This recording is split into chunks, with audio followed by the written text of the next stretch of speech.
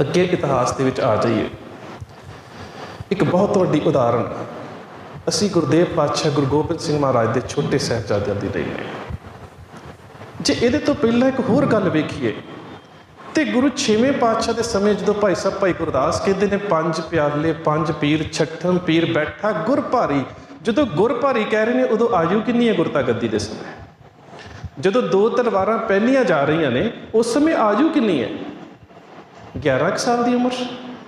ਤੇ ਸੁਰ ਸਿੰਘ ਦੇ ਰਹਿਣ ਵਾਲੇ ਨੱਥਮਲ ਤੇ ਅਬਦੁੱਲਾ ਨੂੰ ਇਹ ਗੱਲ ਕਹਿਣੀ ਪੈਂਦੀ ਹੈ 2 ਤਲਵਾਰੀ ਬੱਤੀਆਂ, ਇੱਕ ਮੀਰ ਦੀ, ਇੱਕ ਪੀਰ ਦੀ, ਇੱਕ ਅਜ਼ਮਤ ਦੀ, ਇੱਕ ਰਾਜ ਦੀ, ਇੱਕ ਰਾਖੀ ਕਰੇ ਵਜ਼ੀਰ ਦੀ, ਹਿੰਮਤ ਬਾਹਾਂ ਕੋਟਗੜ੍ਹ ਦਰਵਾਜ਼ਾ ਬਲਖ ਬਖੀਰ ਦੀ, ਨਾਲ ਸਿਪਾਹੀ ਨੀਲ ਨਾਲ ਮਾਰ ਦੁਸ਼ਟਾਂ ਕਰੇ ਤਾਕੀਰ ਦੀ, ਪੱਗ ਤੇਰੀ ਕੀ ਜਹਾਂਗੀਰ ਦੀ।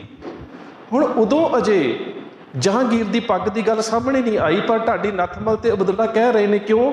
ਕਿਉਂਕਿ ਉਹਨਾਂ ਦੇ ਸਾਹਮਣੇ ਇੱਕ ਕੰਪੈਰੇਟਿਵ ਐਨਾਲਿਸਿਸ ਹੈ, ਇੱਕ ਤੁਲਨਾਤਮਕ ਅਧਿਐਨ ਹੈ। ਉਹਦਾ ਕੀ ਕਾਰਨ ਹੈ ਕਿ ਜਹਾਂਗੀਰ ਦੀ ਪੱਗ ਦੇ ਪਿੱਛੇ ਕਿਰਦਾਰ ਕੱਛੀ ਖੜੀ ਹੈ, ਗੁਰੂ ਦੀ ਦਸਤਾਰ ਦੇ ਪਿੱਛੇ ਕਿਰਦਾਰ ਖੜਾ। ਪੱਗ ਤੇਰੀ ਕੀ ਜਹਾਂਗੀਰ ਦੀ। ਜਹਾਂਗੀਰ ਆਪਣੇ ਦੋਸਤ ਸ਼ੇਰ ਅਫਗਨ ਖਾਨ ਦੇ ਘਰ ਗਿਆ। ਉਸ ਦੀ ਘਰਵਾਲੀ ਨੇ ਉਸ ਦੇ ਵਾਸਤੇ ਖਾਣਾ ਪਰੋਸਿਆ, ਲੈ ਕੇ ਆਈ। ਜਦੋਂ ਘਰਵਾਲੀ ਨੂੰ ਵੇਖਿਆ ਤੇ ਹੈਰਾਨ ਰਹਿ ਗਿਆ।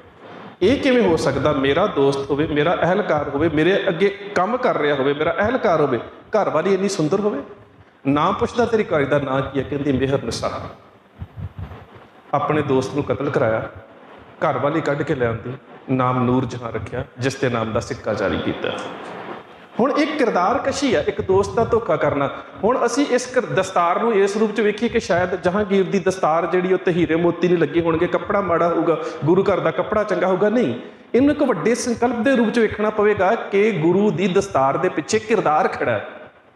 ਜਦੋਂ ਕਿ ਜਹਾਂਗੀਰ ਦੀ ਦਸਤਾਰ ਦੇ ਪਿੱਛੇ ਕਿਰਦਾਰ ਕਸ਼ੀ ਖੜੀ ਹੈ, ਪਰ ਉਸ ਗੁਰੂ ਦੇ ਕਿਰਦਾਰ ਦੀ ਗੱਲ ਢਾਡੀ ਨੱਥਮਲ ਤੇ ਅਬਦੁੱਲਾ ਕਿਸ ਉਮਰ 'ਚ ਕਰ ਰਹੇ ਨੇ? 11 ਸਾਲ ਦੀ ਉਮਰ। ਤੇ ਭਾਈ ਸਾਹਿਬ ਭਾਈ ਗੁਰਦਾਸ ਨੂੰ ਇਹ ਗੱਲ ਕਹਿਣੀ ਪਈ 5 ਪਿਆਲੇ 5 ਪੀਰ ਛਠਮ ਪੀਰ ਬੈਠਾ ਗੁਰ ਭਾਰੀ, ਦਲ ਭੰਜਨ ਗੁਰ ਸੂਰਮਾ ਵੱਢ ਜੋਦਾ ਬਹੁ ਪਰਉਪਕਾਰੀ, ਅਰਜਨ ਕਾਇਆ ਪਲਟ ਕੇ ਸਰੀਰ ਮੂਰਤ ਹਰਗੋ ਬਿੰਦ ਸਵਾਰੀ, ਚੱਲੀ ਪੀੜੀ ਸੋਢੀਆਂ ਰੂਪ ਦਿਖਾਵਣ ਵਾਲੋ ਭਾਰੀ।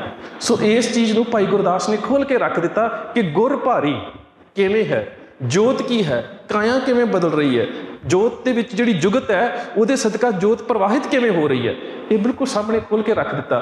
ਹੁਣ ਛੋਟੇ ਸਾਹਿਬਜ਼ਾਦਿਆਂ ਦੀ ਸ਼ਹਾਦਤ ਇਸੇ ਪਰੰਪਰਾ ਦੇ ਵਿੱਚ ਕਿਵੇਂ ਸ਼ਹਾਦਤ ਹੋਈ ਸਾਨੂੰ ਸਾਰਿਆਂ ਨੂੰ ਪਤਾ। ਸ਼ਹਾਦਤ ਦੇ ਵਿੱਚੋਂ ਜਿਹੜਾ ਸੰਕਲਪ ਪੈਦਾ ਹੁੰਦਾ, ਜਿਹੜਾ ਗੁਰੂ ਨਾਨਕ ਸਾਹਿਬ ਦੀ ਵਿਚਾਰਧਾਰਾ ਦਾ ਸੂਚਕ ਹੈ, ਜ਼ੋਰ ਉਸ ਤੇ ਦੇਣਾ ਚਾਹੀਦਾ ਹੈ। ਹੁਣ 2 ਸ਼ਬਦ ਬਿਲਕੁਲ ਇੱਕੋ ਜਿਹੇ ਨੇ, ਸਾਰੇ ਸਰੋਤਾਂ 'ਚ ਪੜ੍ਹ ਲਿਓ। ਇੱਕ ਸ਼ਬਦ ਗੁਰੂ ਨਾਨਕ ਸਾਹਿਬ ਸੁਲਤਾਨਪੁਰ ਕਹਿ ਰਹੇ ਨੇ, ਇੱਕ ਸ਼ਬਦ ਜਿਹੜੇ ਨੇ ਉਹ ਛੋਟੇ ਸਾਹਿਬਜ਼ਾਦੇ ਵਜ਼ੀਰ ਖਾਨ ਦੀ ਕਚਹਿਰੀ 'ਚ ਕਹਿ ਰਹੇ ਨੇ। ਸ਼ਬਦ ਦੋਵੇਂ ਹੀ ਇੱਕ ਨੇ।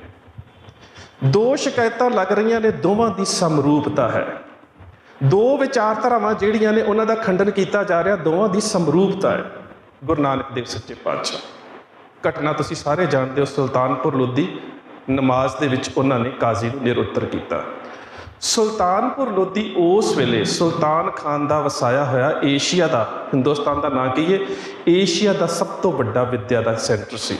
ਜਹਾਂਗੀਰ ਨੇ ਇੱਥੇ ਪੜ੍ਹਾਈ ਕੀਤੀ, ਸ਼ਾਹਜਹਾਨ ਨੇ ਇੱਥੇ ਪੜ੍ਹਾਈ ਕੀਤੀ, ਔਰੰਗਜ਼ੇਬ ਮੁਅੱਸਰੇ ਆਲਮਗੀਰੀ ਨੂੰ ਪੜ੍ਹ ਕੇ ਵੇਖਿਓ, ਔਰੰਗਜ਼ੇਬ ਵੀ ਇੱਥੋਂ ਹੀ ਪੜ੍ਹ ਕੇ ਗਿਆ। ਸ਼ਾਇਦ ਤੁਹਾਨੂੰ ਯਾਦ ਹੋਵੇ ਅਹਿਕਾਮੇ ਆਲਮਗੀਰੀ ਦੇ ਵਿੱਚ ਇੱਕ ਬੜੀ ਛੋਟੀ ਜਿਹੀ ਘਟਨਾ ਹੈ।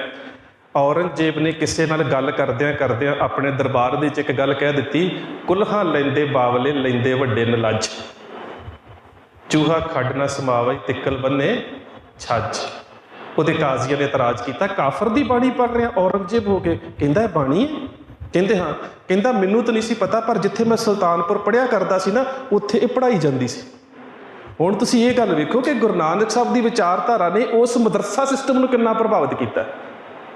ਇਸਲਾਮ ਦਾ ਜਿਹੜਾ ਸੈਂਟਰ ਆਫ ਰਿਲੀਜਨ ਹੈ, ਜਿੱਥੇ ਅਕੈਡਮਿਕਸ ਦੇ ਉੱਪਰ ਰਿਸਰਚ ਹੋ ਰਹੀ ਹੈ, ਉਹਦੇ ਵਿੱਚ ਗੁਰੂ ਨਾਨਕ ਸਾਹਿਬ ਦੀ ਵਿਚਾਰਧਾਰਾ ਕਿੰਨੀ ਹੈ ਕਿ ਔਰੰਗਜ਼ੇਬ ਛੋਟਾ ਹੁੰਦਾ ਉੱਥੇ ਪੜ੍ਹ ਰਿਹਾ ਤੇ ਗੁਰੂ ਨਾਨਕ ਸਾਹਿਬ ਦੀ ਬਾਣੀ ਇਹਦਾ ਮਤਲਬ ਉੱਥੇ ਗੂੰਜਦੀ ਸੀ।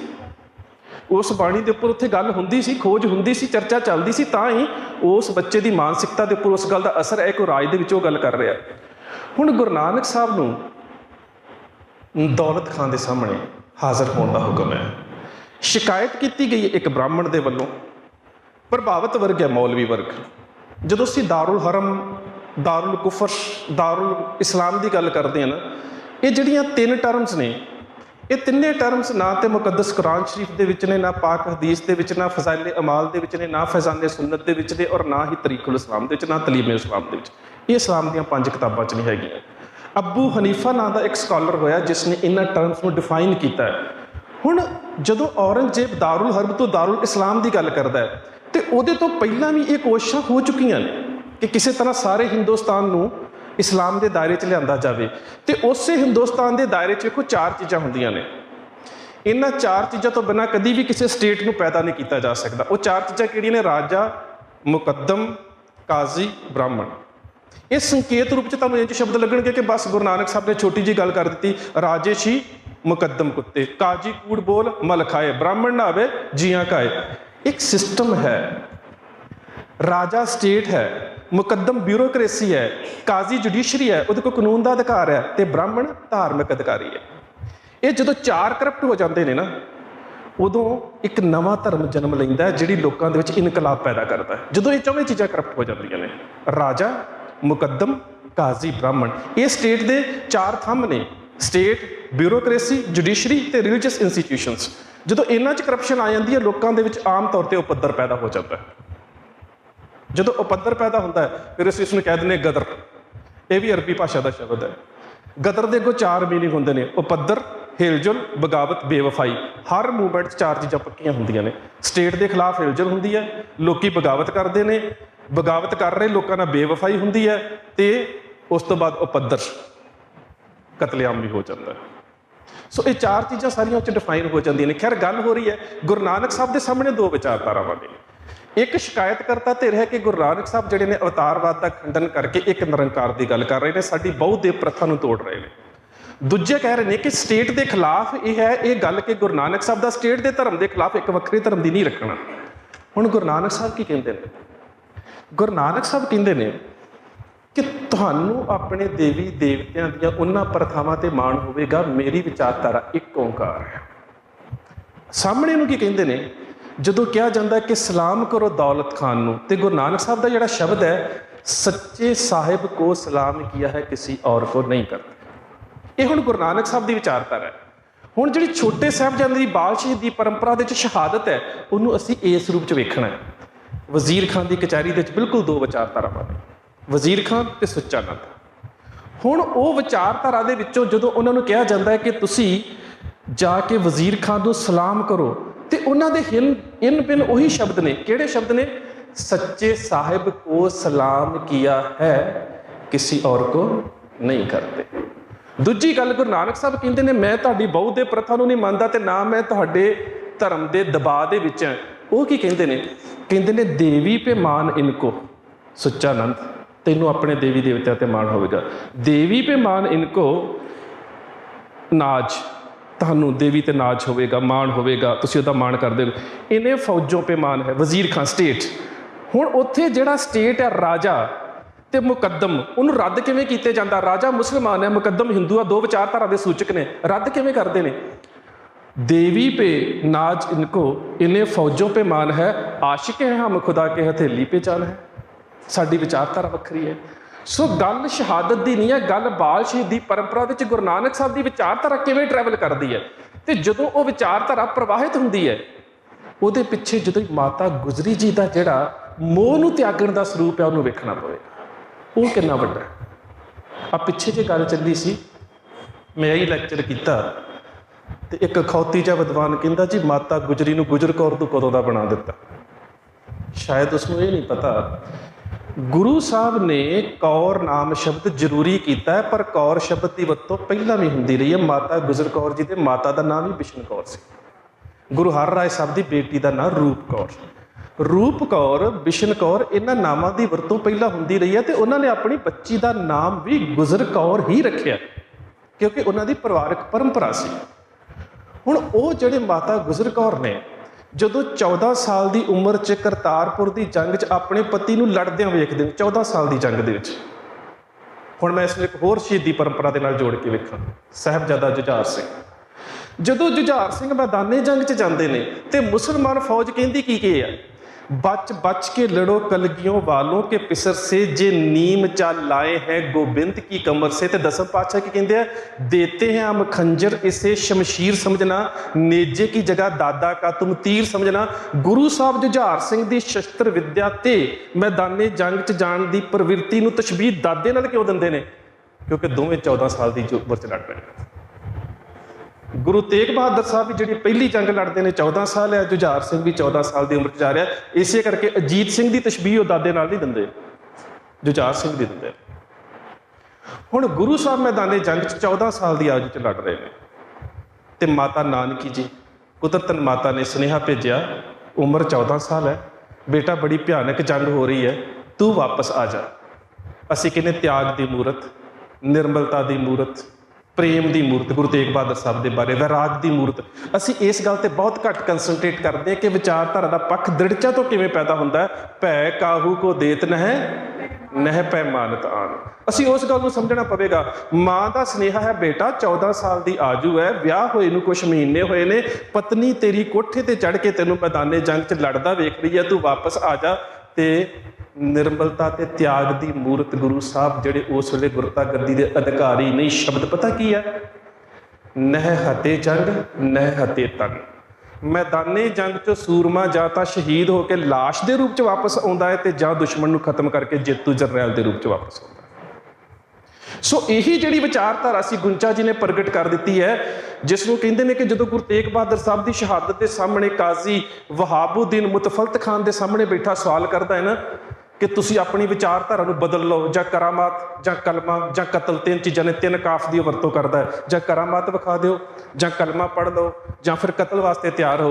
तो जी गुरु तेग पातशाह की, गुरु तेग बहादुर साहब की विचारधारा गुंचा जी पेश करते हैं कविता विच, वो कितनी प्यारी है। मैं हाँ तेग ते परख लै तेग तू भी, एक दो नहीं परख लै 100 तेगा। मैनू तेग बहादुर का लकब मिलिया, मेरा कुछ नहीं सकदियां खो तेगा। मैं तो जमद्या तेगां की छां माणी, मेरे प्यो ने पहनिया 2 तेगां। मेरे पिता की अणख बहादरी ते रिया परखदा तेरा प्यो तेगां। हुण आउंदी वेखी आउंदे भविख अंदर, मेरे पुत्त ने वाहुणियां ओ तेगां। ओदी तेग चों जिहड़ी तेग निकलू, लखां लहूगी तेरियां खो तेगां। सो वो जिहड़ा 14 साल की उम्र च तेग वाही का कंसैप्ट है, शहादत के सामने क्यों प्रकाशमान होता है? क्योंकि उस शहादत के विचों सिक्ख्या लैके माता गुजरी जी मोह के बंधन तोड़ के छोटे साहबजादे नूं शहीदी परंपरा का हिस्सा बना रहे हैं। तो शब्द की ने? बेटा जी हमरे बंस रीत इम आई। कदी पढ़ाया जाता सी तुलसी जी रामायण दे विच, रघुकुल रीत सदा चल आई, प्राण जाई पर बचन न जाई। बचन किते भी पूरा नहीं किया, बचन कितने पूरा नहीं किया। स्वंबर दे विच जित्ती सीता नूं विचारी नूं दर दर ठोकरां खाण दे वास्ते मजबूर किया। पर इत्थे माता गुजरी कौर जी की कह रहे हैं? हमरे बंस रीत इम आई, प्राण जाई पर धर्म ना जाई। गल बचन दी नहीं है, ये तुलसीदास तो बड़ा उच्चा कंसैप्ट है। प्राण जाई पर धर्म ना जाई। हमने सीस भेंट किए हैं जैसे वड्डियों ने दिए हैं, जिवें तुहाडे वड्डियां ने कीते ने। हुण बच्चियां नूं तशबीह की जा रही वड्डियां दी, इहदा भाव कि शहीदी परंपरा असीं बाल परंपरा ते कहने हैं, पर शहादत के पैरामीटर च कोई अंतर नहीं। शहादत बराबर है, उस पैरामीटर दे च कोई अंतर नहीं। अंतर क्यों नहीं है? क्योंकि जिहड़ा शहादत का संकल्प है, एक सिख कौम ने अपने आप दे विच इसनूं परिभाषित किया है। भावें कि जिहड़ा शहीद शब्द है इसनूं आज़ाद इस्लाम ने किया, उन्हें पैरामीटर बड़ा छोटा रखा। जंगे ओहद दे विच उमैद बिन कमैया ने तलवार मारी मुहम्मद साहब दे, जमीन ते डिग पे, बेहोश होए नहीं सी होण दा नाटक किया कि मैं मर गया। उन्हां समयां दे विच इह गल आम हुंदी सी कि कुछ लोग जिहड़े मैदाने जंग च डरदे सी, वो मरण दा नाटक करते सी। जिहड़ा विरोधी हुंदा सी, वो भी इन्ना बच्चा नहीं सी, वो की करदा सी, पत्थर दे नाल दंद तोड़ के वेखदा सी। ओबवियसली बंदा जीदा होएगा, थोड़ी जी चीख तो मारेगा, जिंदे बंदे का दंद तोड़ांगे। मुहम्मद साहब का दंद तोड़िया गया, सी नहीं की। क्यों? मौत तो डरदिया। इस गल नूं वारिस हीर दे विच लिखदा, कहंदा दित्ती जहर तकदीर ने हसन ताई सीस, शाह हुसैन दा कटदी है वारिस, नबी दा दंद शहीद होया, तकदीर ना किसे तो हटदी है। वो टुੱਟੇ दंद नूं कहंदे शहीद होया। असीं गुरु गोबिंद सिंह महाराज नूं कदी शहीद नहीं कहंदे, भावें सानूं इह भी पता कि उन्हां दे उपर जानलेवा हमला होया। क्यों? असी शहीद उन्होंने गिणते हैं जां ते मैदाने जंग दे विच अपना आपा कुर्बान कर देवे, ते जां जिहदे वास्ते जिंदगी का एक दरवाजा खुला होवे कि वह अपने अकीदे नूं त्याग के जिंदगी जी सकता है। गुरु साहब दे ज्योति जो समाउण का कारण पठान का वज्जा छुरा है, ਅਸੀਂ ਕਦੀ ਸ਼ਹੀਦ ਗੁਰੂ ਗੋਬਿੰਦ ਸਿੰਘ ਨਹੀਂ ਕਹਿੰਦੇ। ਕਿਉਂ? ਭਾਵੇਂ ਸਾਡਾ ਗੁਰੂ ਹੈ, ਅਸੀਂ ਸ਼ਹੀਦੀ ਦੀ ਪਰੰਪਰਾ ਦੇ ਪੈਰਾਮੀਟਰ ਨੂੰ ਨੀਵਾਂ ਨਹੀਂ ਕਰਨਾ ਚਾਹੁੰਦੇ। ਸਾਡਾ ਪੈਰਾਮੀਟਰ ਉੱਚਾ, ਅਸੀਂ ਟੁੱਟੇ ਦੰਦ ਨੂੰ ਸ਼ਹੀਦ ਕਹਿ ਕੇ ਸ਼ਹੀਦ ਬਣਾਉਣ ਵਾਲੇ ਨਹੀਂ ਹਾਂ। ਸਾਡਾ ਪੈਰਾਮੀਟਰ ਬਹੁਤ ਉੱਚਾ ਹੈ। ਸਾਡਾ ਸ਼ਹੀਦੀ ਦਾ ਮਿਆਰ, ਸਾਡਾ ਸੰਕਲਪ, ਉਹਦੀ ਵਿਚਾਰਧਾਰਾ, ਉਹਦੀ ਸੁੰਦਰਤਾ, ਉਹਦਾ ਜਲਾਲੀ ਰੂਪ ਜਿਹੜਾ ਇੱਕ ਵੱਖਰਾ ਹੈ। ਇਸੇ ਕਰਕੇ ਮੈਨੂੰ ਬੜਾ ਦੁੱਖ ਹੁੰਦਾ ਜਦੋਂ ਕਹਿੰਦੇ ਜੀ ਗੁਰੂ ਤੇਗ ਬਹਾਦਰ ਸਾਹਿਬ ਦਾ ਬਲੀਦਾਨ। ਬਲੀਦਾਨ ਤਾਂ ਬਲੀ ਵੇਦੀ ਚੋਂ ਆਇਆ, ਵੇਦਾਂ ਚੋਂ ਆ ਰਿਹਾ ਹੈ। ਕਿਸੇ ਚੀਜ਼ ਦੀ ਪੂਰਤੀ ਦੇ ਵਾਸਤੇ ਕਿਸੇ ਬੱਚੇ ਦੀ ਬਲੀ ਦੇਣੀ, ਉਹ ਵੀ ਬਲੀਦਾਨ ਹੈ। ਕਹਿਣਗੇ ਗੁਰੂ ਤੇਗ ਬਹਾਦਰ ਸਾਹਿਬ ਦੀ ਕੁਰਬਾਨੀ, ਕੁਰਬਾਨੀ ਤੇ ਬਕਰੀਦ ਤੇ ਬੱਕਰੀ ਦੀ ਵੀ ਦਿੱਤੀ ਜਾਂਦੀ ਹੈ, ਧੱਕੇ ਨਾਲ ਫੜ ਕੇ ਵੱਢ ਦਿੱਤਾ ਜਾਂਦਾ ਹੈ। ਕੁਰਬਾਨੀ ਤੇ ਬਲੀਦਾਨ ਸ਼ਬਦ ਬਹੁਤ ਛੋਟੇ ਨੇ। ਸ਼ਹਾਦਤ ਸ਼ਬਦ ਦਾ ਇੱਕ ਆਪਣਾ ਸੰਕਲਪ ਹੈ, ਇੱਕ ਆਪਣਾ ਰੂਪ ਹੈ, ਇੱਕ ਜਲਾਲੀ ਰੂਪ ਹੈ। ਮੁਸਲਮਾਨ ਕਦੀ ਵੀ ਕੁਰਬਾਨੀ ਤੇ ਬਲੀਦਾਨ ਸ਼ਬਦ ਨਹੀਂ ਵਰਤਣਗੇ, ਕਦੀ ਵੀ ਨਹੀਂ ਵਰਤਣਗੇ। ਉਹ ਕਿਹੜਾ ਸ਼ਬਦ ਵਰਤਣਗੇ? ਸ਼ਹਾਦਤ। ਕਿਉਂ? ਇਹ ਸ਼ਹਾਦਤ ਦੇ ਵਿੱਚੋਂ ਇੱਕ ਸਿੱਖਿਆ ਦਾ ਇੱਕ ਸੰਕਲਪ ਪ੍ਰਕਾਸ਼ਮਾਨ ਹੁੰਦਾ ਹੈ, ਨਾ ਕੁਰਬਾਨੀ 'ਚ ਹੁੰਦਾ, ਨਾ ਬਲੀਦਾਨ 'ਚ ਹੁੰਦਾ ਹੈ।